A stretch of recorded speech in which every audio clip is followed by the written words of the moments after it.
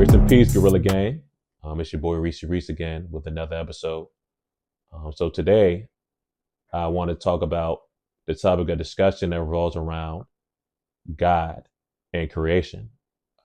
And just to be very specific, so I've heard this before, this being a conversation. Not sure how many people have heard this question asked before, but something that I kind of heard before was, okay, if God created everything, who created God? So pretty much it's an attempt to find out what is the starting point when it comes to creation. So if God created everything, who created God? Who created God? How do you answer that? And that's actually what I want to discuss today. So real quick, real brief. Definitely don't intend for this to be a long video. Just want to get straight to the point. So if God created, who created God? So before I tackle it biblically, I definitely want to revert to something that we may know,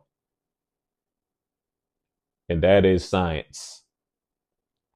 So just in science class, one of the rules or the laws that I learned was the first law of thermodynamics.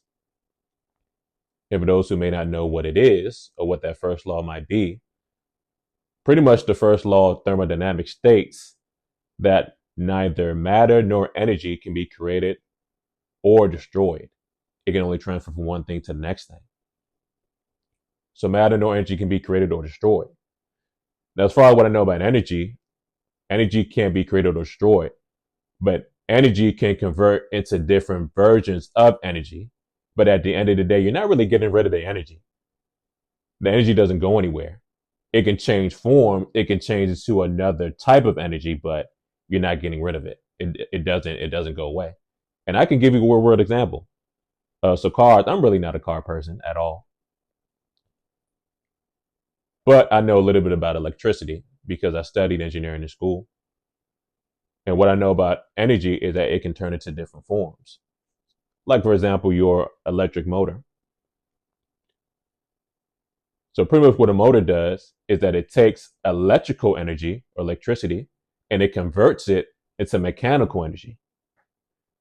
So essentially what it's doing is taking energy in one form and converting it to the next form. But what it's not doing is getting rid of that energy completely. Because according to the first law, energy cannot be created or destroyed.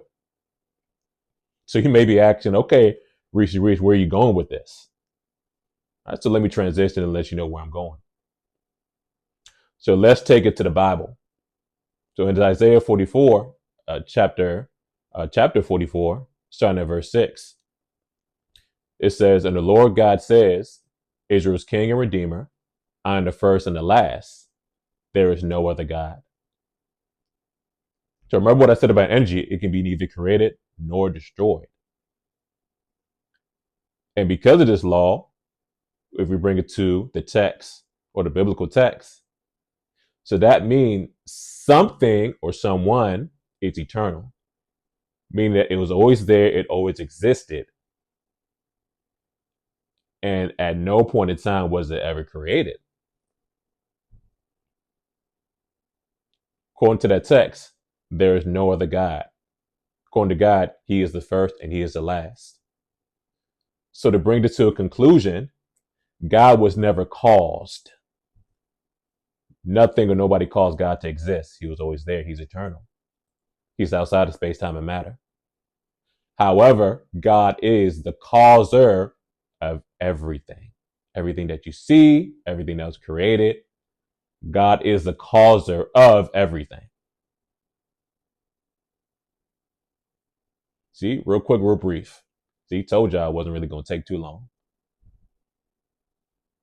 at all. But that's really all I have, guys. I don't really have anything much to say. I don't want to really overtalk it, butcher it.